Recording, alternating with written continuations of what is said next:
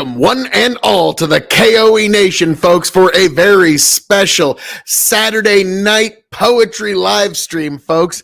I am your King of Extreme, the man of the hour, the man with the power, the man that makes the other podcast cower, the prince and potentate of the poetic parlance this evening, folks. And tonight we're going to have some fun. We're going to get into some of the varying poems that I have read over these many, many years with all you great, beautiful people, but also open poem requests.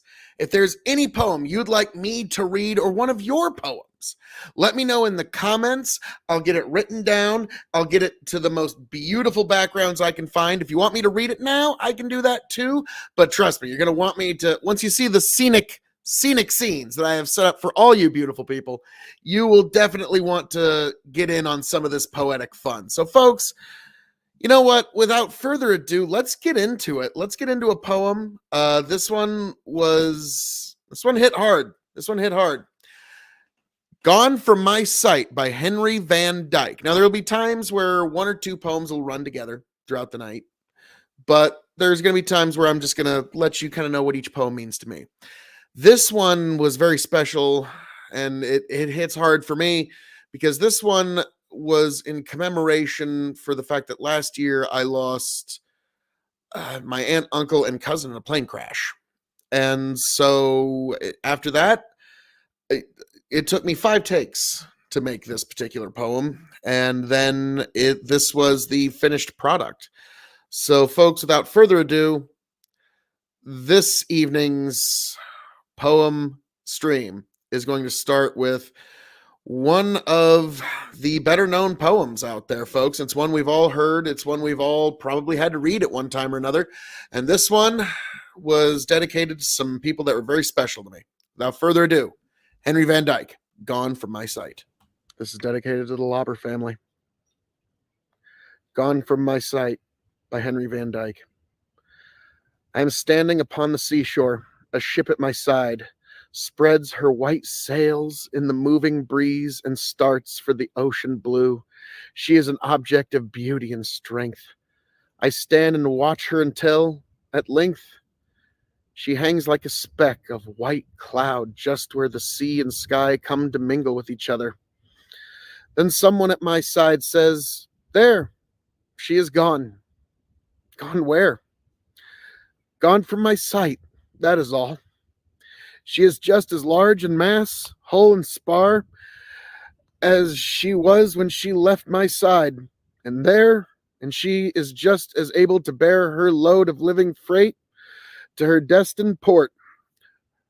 Her diminished size is in me, not in her. And just at the moment when someone says, "There she is gone," there are other eyes watching her coming and other voices ready to take up the glad shouts. Here she comes. Thank you.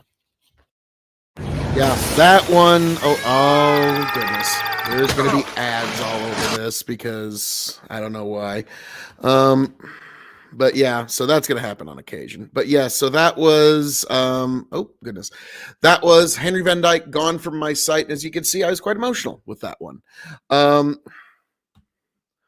Well, hey there, Jade the Green. I just wanted to have kind of a fun, chill poem night, and I wanted to see if anybody out there in the K.O.E Nation had a poem that they would like me to read. If anybody's got a poem that you'd like me to read eventually like this, where I find a beautiful scenic spot and read it and then bring it to all y'all, I'm just kind of curious about that.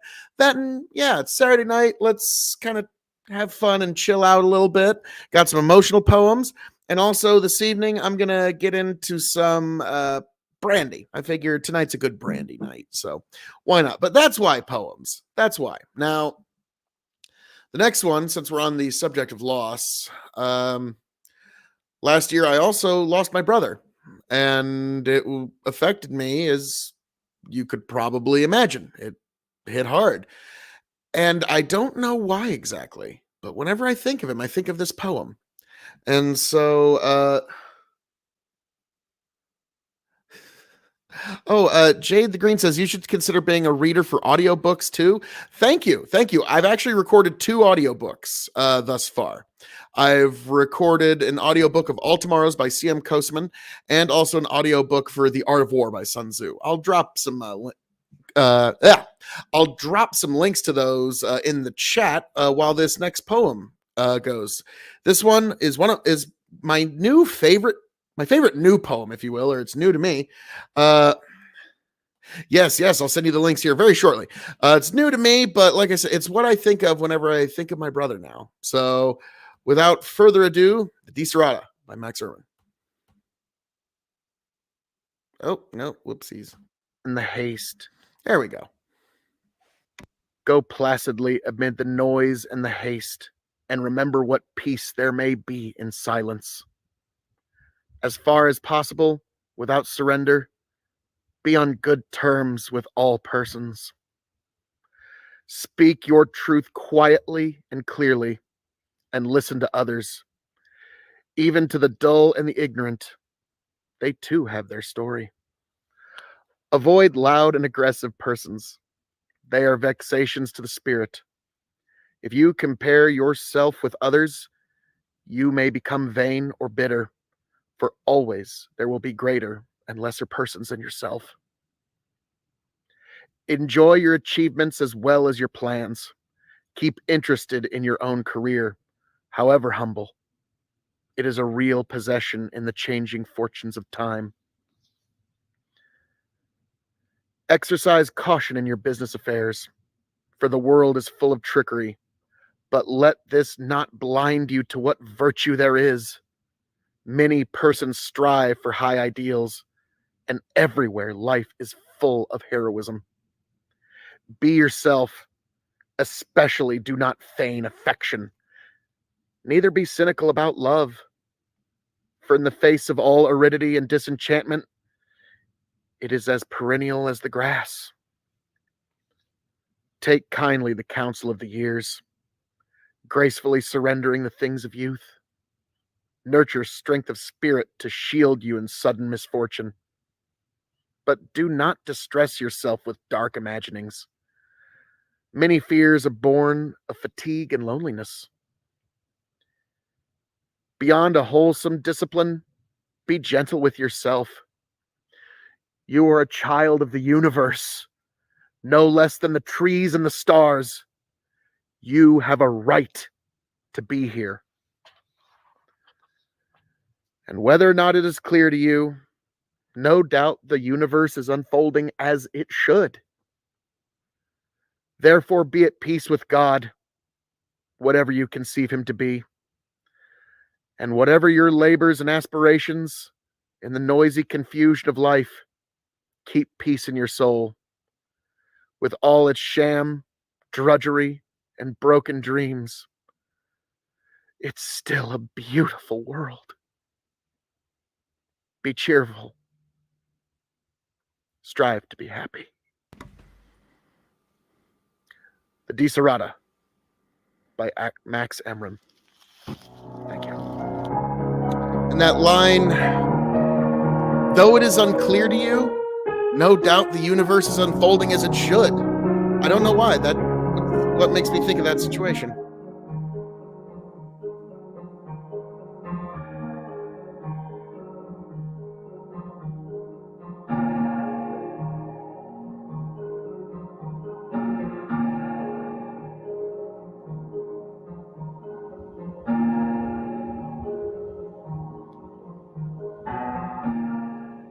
Let me pause that with just 1 second left because I know YouTube's going to try and throw me an ad. But yes, folks. Hey, Bandit, how we doing? Welcome to the poem stream, where we're getting into all the different poems of the K.O.E Nation, and also a poem requests welcome. God bless. But I was also just showing some folks that yes, I've got some different audiobooks, The Art of War by Sun Tzu, and also All Tomorrows by C.M. Koseman, which is something I'm really, really proud of. All Tomorrows, I kind of had some learning curve with it, but I'm glad that I did it. Now with The Art of War, I kind of refined how to do an audiobook. It still requires at least 2 or 3 of these pure leaf, raspberry, or peach teas to keep my singing voice in fetch in order to record one, but it's doable. Um, yeah, The Art of War is not a very long book, but you got to really study what you're saying. Like it takes a long time. Yeah, it's not. That's kind of why I did it, was because you could really dig down into it and really figure out. Like I recorded it over 2 nights, honestly, and then it was a lot of editing, but I wanted to study the text while I was recording it. Now, folks, the next poem that I'm going to read, it's a big departure, and I'm kind of glad we're doing it. This is one that I read purely for my joy. Purely, I love the rhyme scheme of it. It's a little creepy, but it's a great poem. And it's also about the SCP Foundation, which is a fictional universe that I just absolutely love everything they do about it. And this is the 7 Seals for the Scarlet King poem. Excuse me.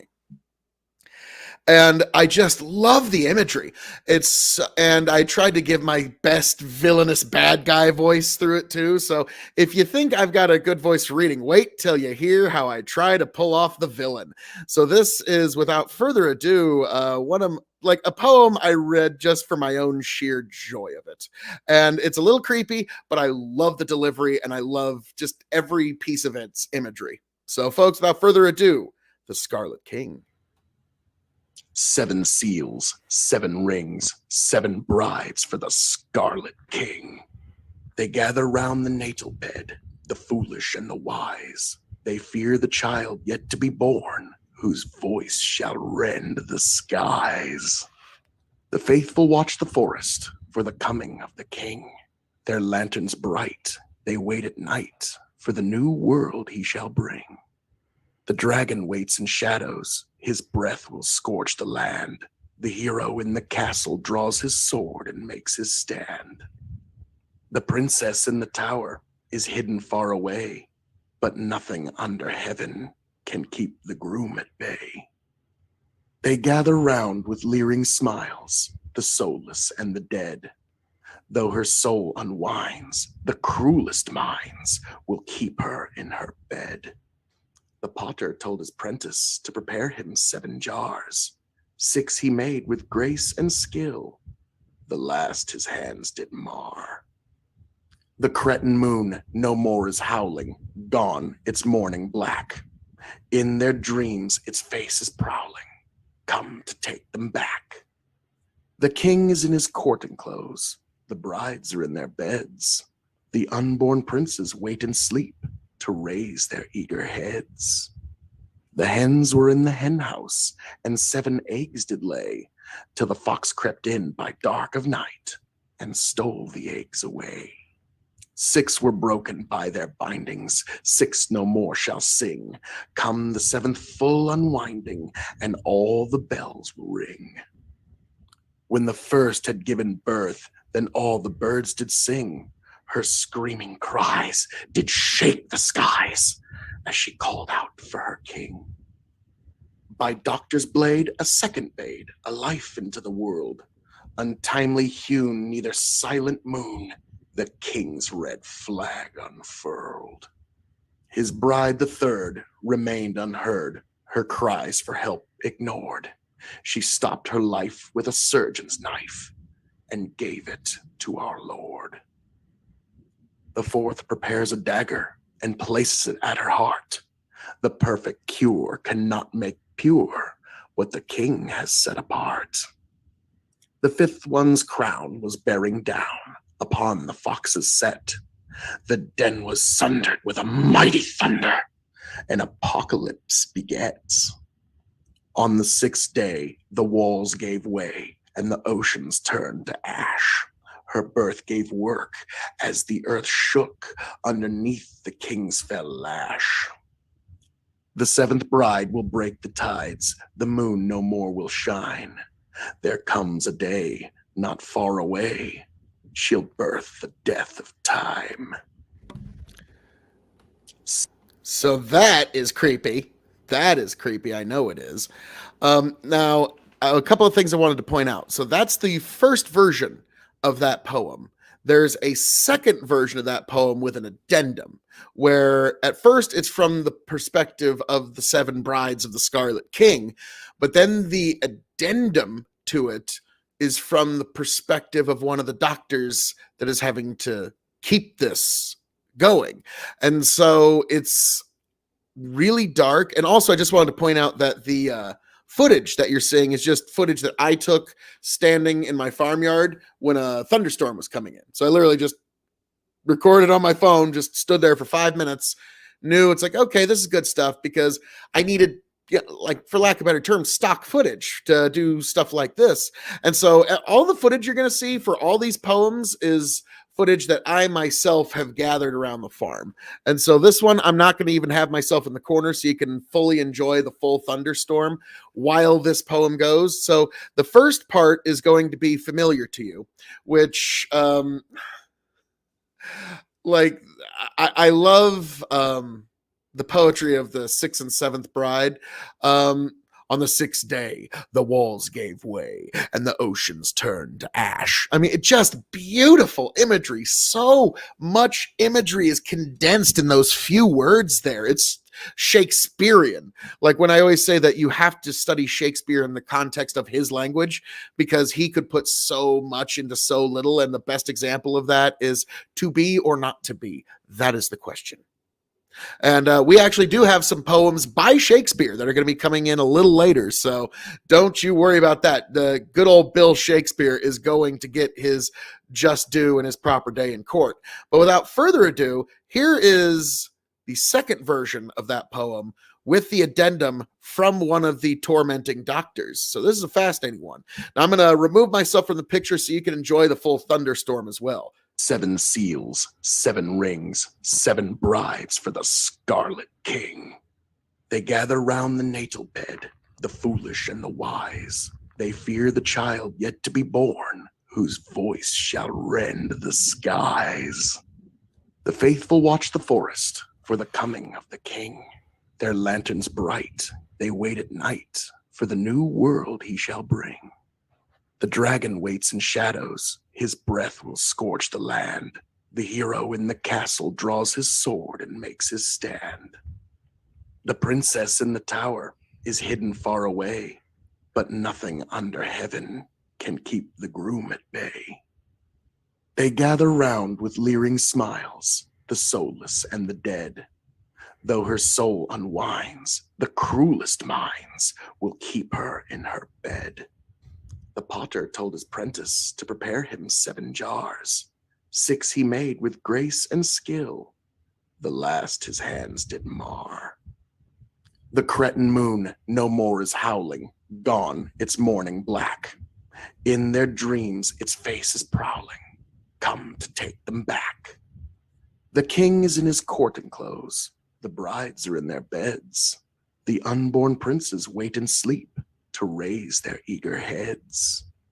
The hens were in the hen house, and 7 eggs did lay, till the fox crept in by dark of night, and stole the eggs away. 6 were broken by their bindings, 6 no more shall sing. Come the 7th full unwinding, and all the bells will ring. When the first had given birth, then all the birds did sing. Her screaming cries did shake the skies as she called out for her king. By doctor's blade a second bade a life into the world. Untimely hewn neither silent moon the king's red flag unfurled. His bride the third remained unheard, her cries for help ignored. She stopped her life with a surgeon's knife and gave it to our Lord. The 4th prepares a dagger and places it at her heart. The perfect cure cannot make pure what the king has set apart. The 5th one's crown was bearing down upon the fox's set. The den was sundered with a mighty thunder, and apocalypse begets. On the 6th day, the walls gave way, and the oceans turned to ash. Her birth gave work as the earth shook underneath the king's fell lash. The seventh bride will break the tides. The moon no more will shine. There comes a day not far away.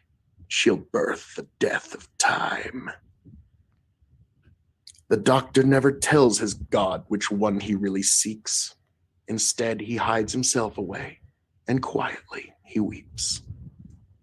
Their God's own voice, he makes the choice, declaring with his word, in fear and pain, let her remain, lest she be like the third. The doctor's gun ended his run as he put it to his ear. As she was defiled, the pitied child, he gave it to his fear. Her memory a fickle thing, the strongest shall endure. When her weeping starts to waver, their drugs make her mind pure. Creepy. Yeah, I love that poem. Just in its sheer imagery is just so cryptic that it really deserves some consideration. But yeah, so I'm a huge fan of the SCP Foundation and everything that they bring. I just love the content. And so I wanted, when I saw that there was an SCP based poem, I was there. I was down. So, all you beautiful people, if any of you have a poem you would like me to read in one of these beautiful settings like you're about to see here, just drop them in the comments. Or if you want me to read it tonight for you live, I can do that. I'll probably play a poem or two just to read it and get it down, make sure that I give it to you right. But without further ado, folks, we're going to get into actually one of my favorites. Not my favorite of all time, because that one's coming up, I believe, afterwards. But this is one of my favorites of all time. This is from a poetry book that was on my grandmother's table when I used to mow her lawn when I was a kid. And it was Uncle Handsome's Redneck Poetry, The Road Less Graveled. And so Bandit goes, I was hearing the great Vincent Price in some of that. Yes. I remember James Adomian had a really good bit about him, like Vincent Price, like, yes, this is my living assistant, Raoul. Our relationship need not be specified. Raoul, get the murdering slippers. Like, yeah, I love Vincent Price was just great. I grew up loving, like, even I thought The Tingler was a really good, and then of course House of Wax. Yes. I mean, like, if you grew up loving entertainment of any kind and you don't like Vincent Price, I don't even know what to say to you. So yeah, Vincent Price, one of the true greats. He even was really good in Edward Scissorhands. Like, really good in it. Like, he had no, like, that role had no right being as good as it was, and they just happened to get Vincent Price to do it. So yeah, thank you. That is nothing but a big compliment to me.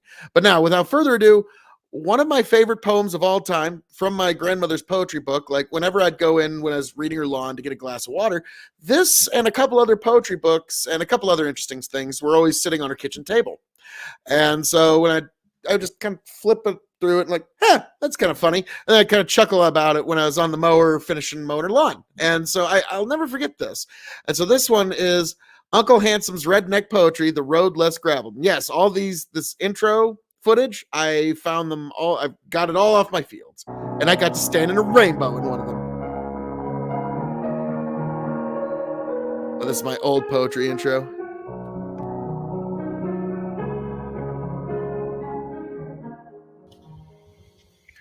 How we doing, folks? Another poem of the week. Another one from Uncle Handsome, The Road Less Graveled, Redneck Poetry. Just great stuff. And this one is titled The Road Less Graveled Poem. So here we go. Two old roads split off in the woods, and I took the road less graveled. And my truck got stuck out there in the muck, and my wife kind of came unraveled. But then she got to looking at some of the wildflowers growing by the side of the road, and she mellered out and apologized to me for acting like such a toad. And I managed to get the truck going again, and we drove through the hills and the hollers. I wouldn't take the memories we had for a bushel full of greenback dollars. We got lost twice on that ruddy old road, but we didn't really much care. We even stopped for a while to take a little nap and got awakened by a big black bear. That bear started sticking his nose through the window, thinking we might have some food. Eunice came sliding way across the seat. It put her in a real foul mood. So we headed home just as fast as we could. But all of the roads that we traveled, there hasn't been one where we made more memories than we did on the road less graveled.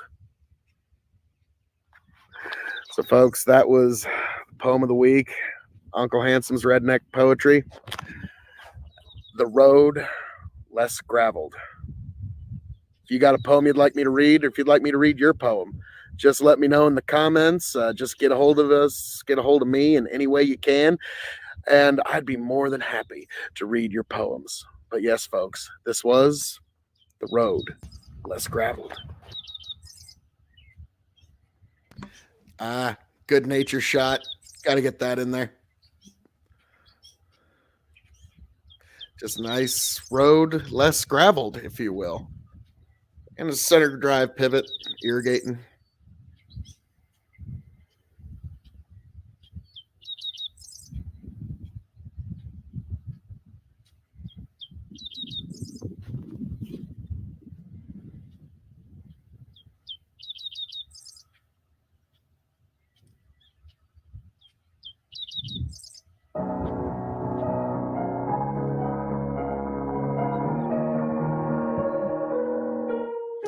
Nice.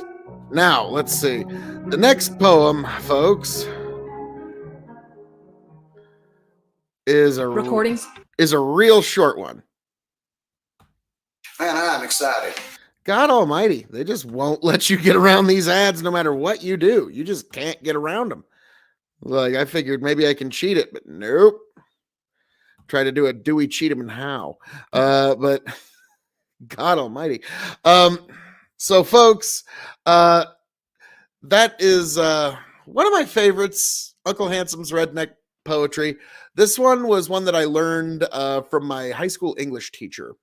She's since changed her name, so not really a big deal that I'm mentioning it here, but she introduced me to this poem, and she is one of the most influential teachers in my life. Hi, Miss Apley.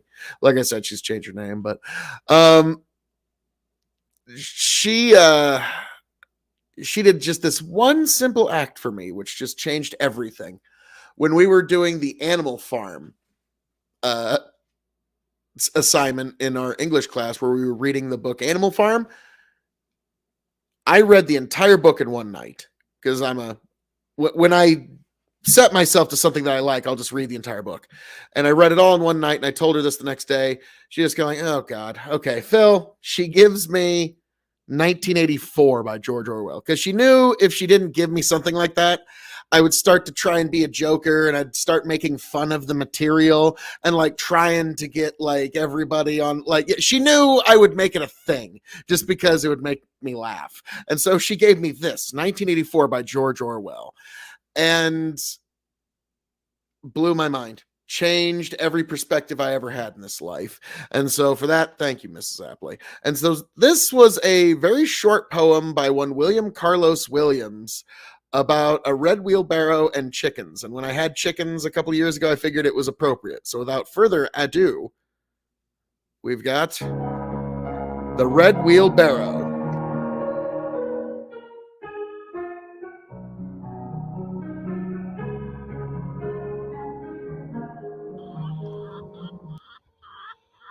How we doing, all y'all? It's another poem of the week. This time we're doing William Carlos Williams, The Red Wheelbarrow. So much depends upon a red wheelbarrow, glazed with rainwater beside the white chickens. Well, this is one I was first introduced to from my high school English teacher. Thanks, Mrs. Apley. She's remarried since, but thank you nonetheless. Now, Mrs. Miller, thank you. Oh, the chickens are getting really loud.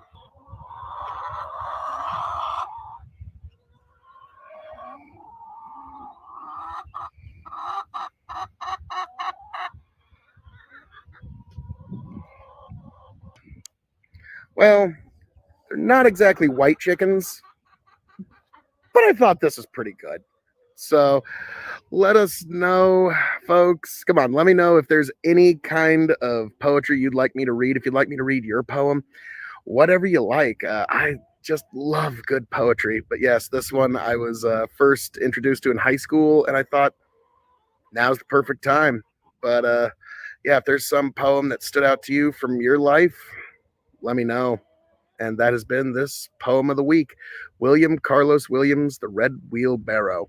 In fact, it's so short and sweet, I can do it one more time. So much depends upon a red wheelbarrow glazed with rainwater beside the white chickens. I don't know why that one stood out for me for so many years, but I just enjoy it. But folks, thanks for joining me, and catch you later.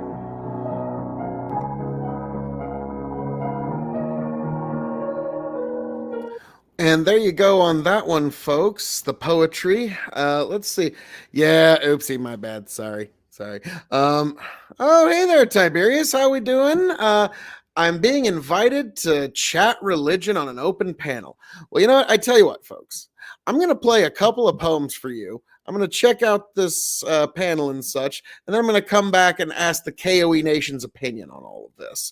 Okay, so since that is the order of the day, let me just go ahead and get to the next one, because I know they're gonna, yep, I knew it, they're gonna try and sneak in an ad on me. Why? Because it's my awesome content, so of course they want to put their advertisements on it, because it's the awesome content of Extreme. So I'm gonna give you a couple of poems back to back here, folks. I'm gonna check some things out, and I will be right back.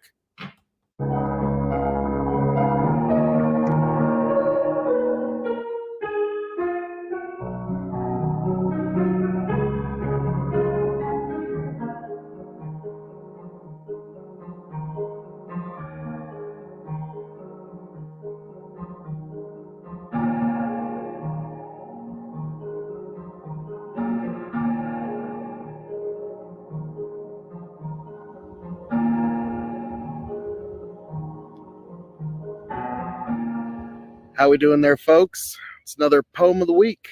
This one is by Rudyard Kipling. This is called The Beginnings. It was not part of their blood. It came to them very late, with long arrears to make good when the English began to hate. They were not easily moved. They were icy, willing to wait, till every count should be proved ere the English began to hate. Their voices were even and low. Their eyes were level and straight. There was neither sign nor show when the English began to hate. It was not preached by the crowd. It was not taught by the state. No man spoke it aloud when the English began to hate. It was not suddenly bred. It will not swiftly abate. Through the chill years ahead, when time shall count from the date that the English began to hate.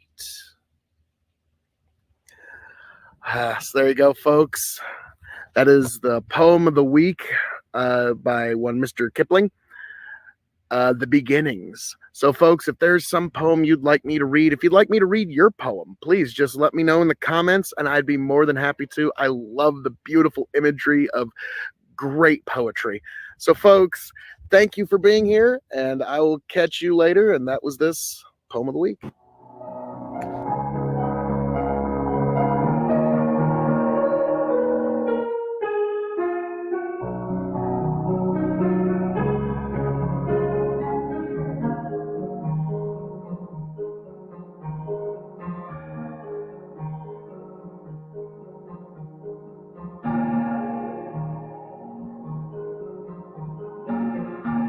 I just know they're going to try and throw an ad at me. Those no good rapscallions. because it's my yes, of course, because it's my content. Of course, they're going to want to throw ads all over it, but they're not paying me nothing, so sorry. Nice try, nice try. So I don't know, folks. What do you think? Should I head on over to Tiberius and chat a little religion, or are we feeling this poem groove? I'm wondering what the KOE Nation thinks of all this. We'll get a few more poems in, and then I'll assess because I at least want to give you a good little chunk of KOE content, folks, because you come here for the amazing KOE content that is.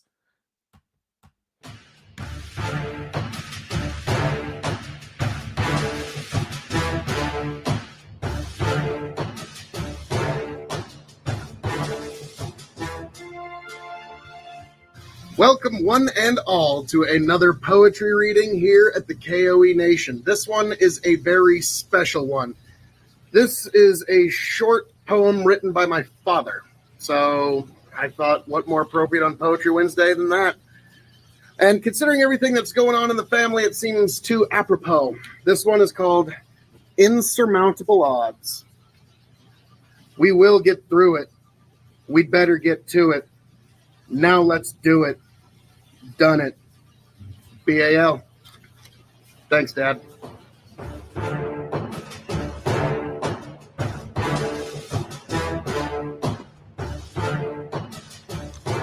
Badass. That was when my nephew was battling pediatric cancer. Yeah, it's now, folks. Before I do anything at all, there's something I really need to do. Something I really need to do for all of you. And that is this Brandy review. Welcome, one and all, to the KOE Nation for this very special Brandy review. This is Oshbach 3-year German brandy from the Rhine Valley. Apparently, old fine brandy, product of Germany. Let's see. Oshbach is a fine and noble distillate through traditional distillation, careful storage for at least 3 years in limousine oak casks, and the secret Oshbach maturing and refining process. Oshbach Urat, aged 3 years, acquires a unique and distinctive taste. 40% alcohol by volume, old fine brandy, 3-year-old, a product of Germany. So, folks, that is one moment.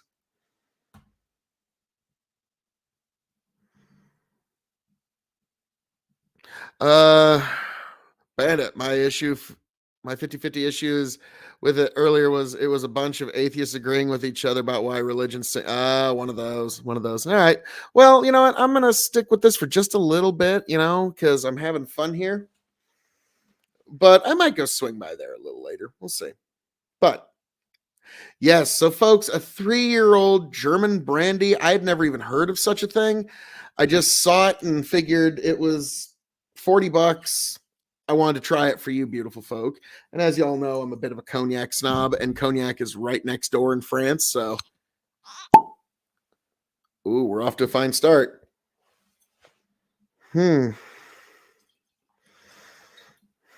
Now, let's see. Very nice cork. Very high quality. Whoa. Osbach. Osbach, or however they say it. Let's see how this particular brandy hits the nose, folks. Wow, very strong chocolate. Like, that's the first thing that hits your nose, is very strong chocolates and a slight licorice, but mostly chocolate. That's lovely. So, folks, cheers.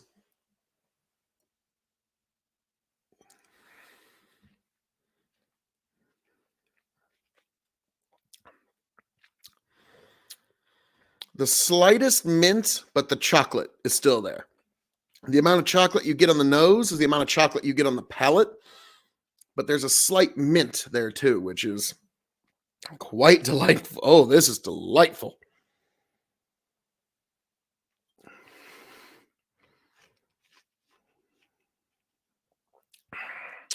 The mint dissipates on the second taste and kind of gives into a chocolatey coffee. This is delightful. This is lovely. Oh my goodness. A store that I got this from only has one bottle left. I might need to go get it. So folks, we're going to grade this on a couple of 5-star scales. 5 meaning you have to have it before you shuffle off this mortal coil. 0 meaning pass it on by. The K.O.E Nation has advised you well. So we're going to grade this as a brandy, as a cask-aged spirit. It's shelving. And for those new to the show, the secret 4th question. So, and you'll notice I'm counting with my fingers German style. So I knew about this is German 3 long before Inglorious Bastards ever brought that up. In Nebraska, there's a lot of German towns here. But, folks, as a brandy, I'm going to give this 4 stars as a brandy. This is spectacular.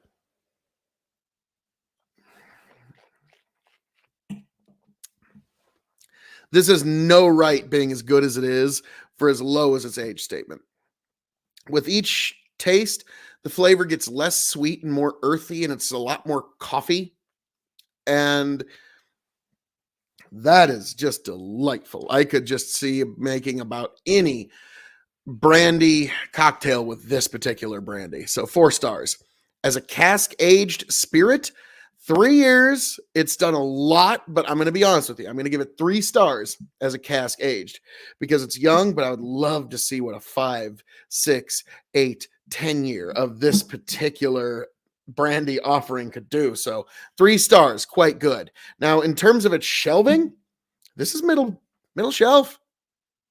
Middle shelf. This is within swinging distance of quite a few Hennessy's, like not quite like XO and stuff like that, but Hennessy like regular.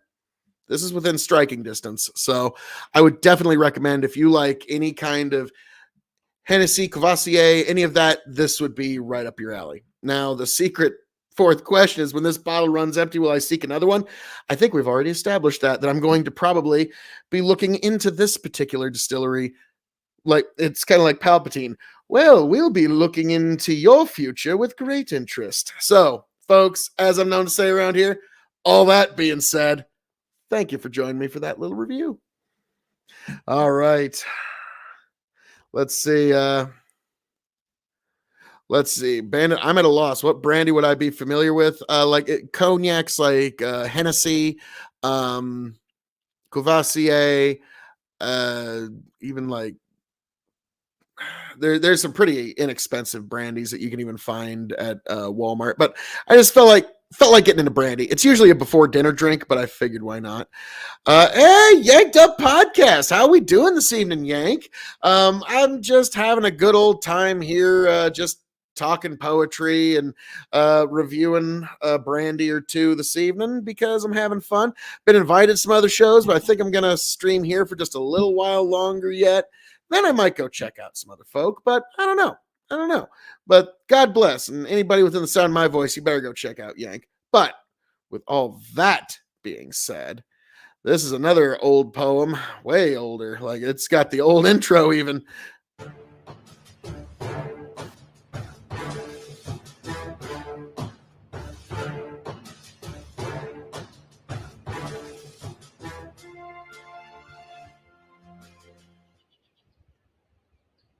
Howdy, y'all. This is another listener-requested poem, Kubla Khan by Samuel Taylor Coleridge. In Xanadu did Kubla Khan a stately pleasure dome decree, where Alf, the sacred river, ran through caverns measureless to man, down to a sunless sea, so twice 5 miles of fertile ground, with walls and towers girded round, and there were gardens bright with sinuous ryle, where blossom many an incense-bearing tree, and here were forests ancient as the hills, enfolding sunny spots of greenery. But oh, that romantic chasm which slanted down the green green hill, athwart of cedarn cover, a savage place, as holy and enchanted as ere beneath a waning moon was haunted by women wailing for her demon lover, and from this chasm with ceaseless turmoil seething, as if this earth in flat thick pants were breathing, a mighty fountain momentarily was forced, amid whose swift half intermittent burst huge fragments vaulted like rebounding hail or chaffy grain beneath the thresher's flail.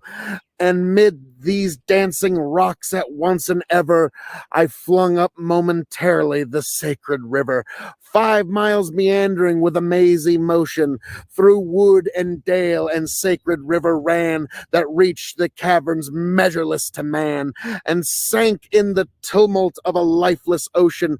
And mid this tumult Kubla heard from afar ancestral voices prophesizing war. The shadow of the dome of pleasure floated midway on the waves, where he heard the mingled measure from the fountain and the caves. It was a miracle of rare device, a sunny pleasure dome with caves of ice. A damsel with a dulcimer in a vision I once saw. It was an Abyssinian maid, and on her dulcimer she played, singing of Mount Abor. I could revive within me her symphony of song. To such deep delight 'twould win me, that with music loud and long I would build that dome in air, that sunny dome, those caves of ice, and all who heard should see them there, and all should cry, beware, beware! His flashing eyes, his floating hair, weave a circle round him thrice, and close your eyes with holy dread, for he on honey dew hath fed, and drunk the milk of paradise. Excellent, excellent stuff, folks. That was our poem of the week, Kubla Khan. Till next time.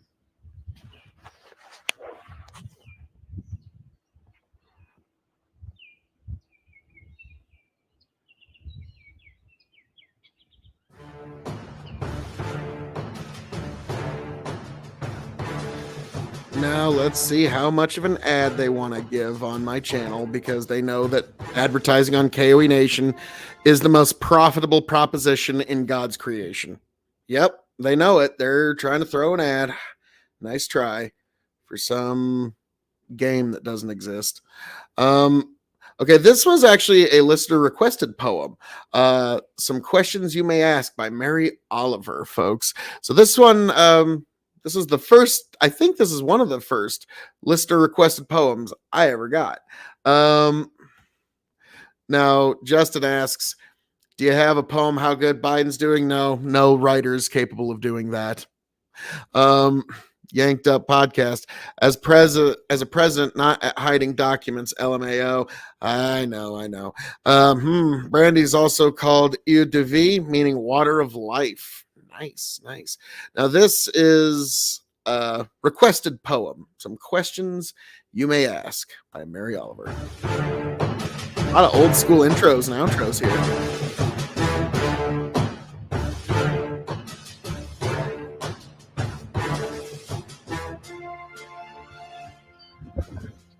Welcome back, everybody, to our Poem of the Week series. This is one that was actually requested by a listener. Some Questions You Might Ask by Mary Oliver. So I figured I got a minute, why not? Is the soul solid like iron, or is it tender and breakable like the wings of a moth in the beak of an owl? Who has it and who doesn't? I keep looking around me. The face of the moose is as sad as the face of Jesus. The swan opens her white wings slowly in the fall. The black bear carries leaves into the darkness. One question leads to another. Does it have a shape like an iceberg? Like the eye of a hummingbird? Does it have one lung like the snake and the scallop? Why should I have it and not the anteater who loves her children? Why should I have it and not the camel? Come to think of it, what about the maple trees? What about the blue iris? What about the little stones sitting alone in the moonlight? What about the roses and the lemons and their shining leaves? What about the grass? Excellent poetry. Excellent poetry. If you've got a poem that you would like me to read, if you'd like me to read your poem, really, any of it, just let me know in the comments or just reach out in any way, folks. But this was Some Questions You Might Ask by Mary Oliver. Catch you around. Yes, awesome outro of Phil. Awesome. Now, this next one is actually a poem some of you may have heard of. It's a guy who's done a few interesting things in poetry. Guy named Edgar Allan Poe. Maybe you've heard of him. Maybe you've heard of him. So yes, folks, this is Edgar Allan Poe with his poem Annabel Lee, which was also listener requested.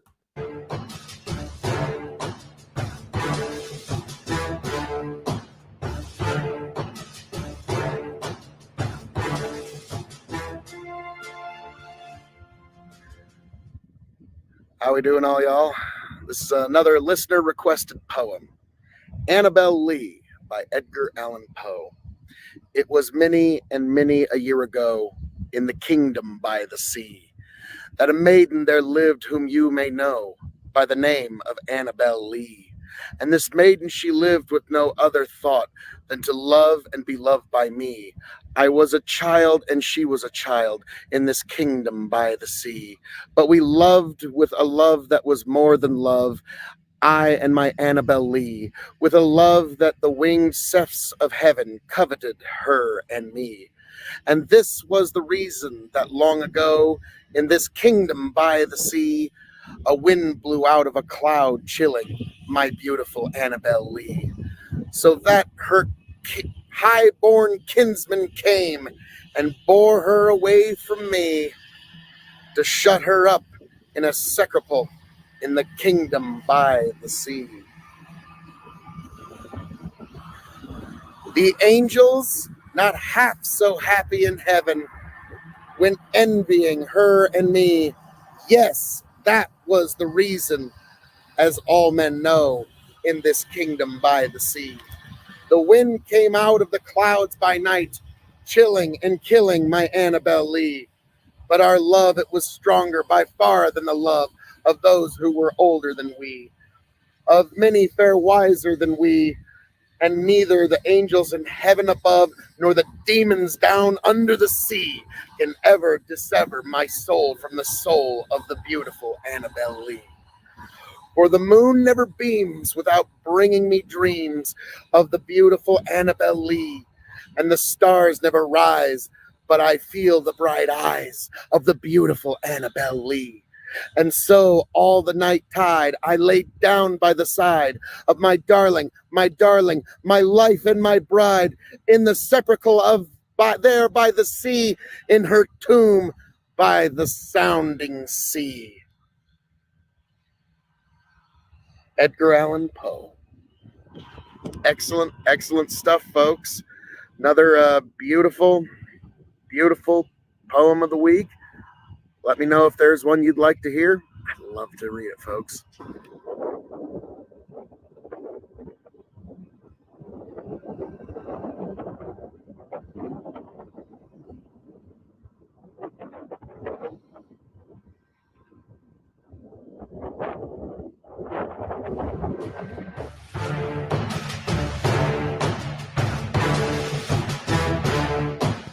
Beautiful Annabel Lee.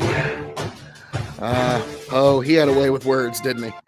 Let's see. Now, what do we got next up here, folks? And of course, trying to get an ad on me. Of course. Good luck. Good luck. I'm on you. I'm on to you. Okay, this is a great one. This is truly one of the best. And folks, I've been invited to some other shows. I'm going to go check that out. But I also got to take care of a few things around the house here. So this is going to be the conclusion of episode 1 of Poetry poetry night. But do not worry, folks. Worry not. Worry not.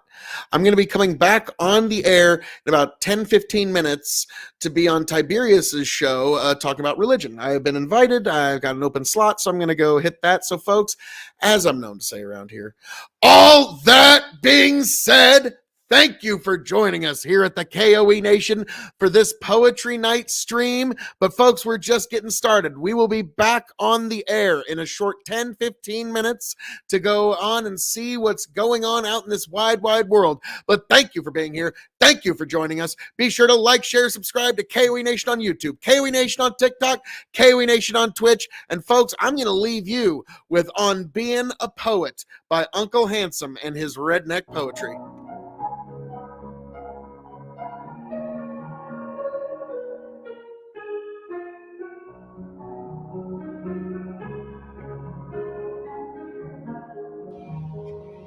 How we doing, all y'all? I figured it's time for another poem of the week, and it's from Uncle Handsome's The Road Less Graveled, On Being a Poet. I really like this one, so enjoy. Being a poet's like training a mule. It's something that just takes time. I've written poems since I was a boy, still too young to moonshine.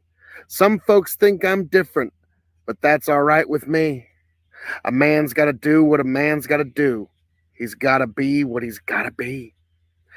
So I let folks just talk just as much as they want about me spending weeks with my rhymes. Heaven knows there's a lot worse things a feller could do with his time. 'Cause a well-writ poem's like a well-trained mule. It's simply a joy to behold. It ain't worth as much, but you don't have to feed it or worry about it getting too old.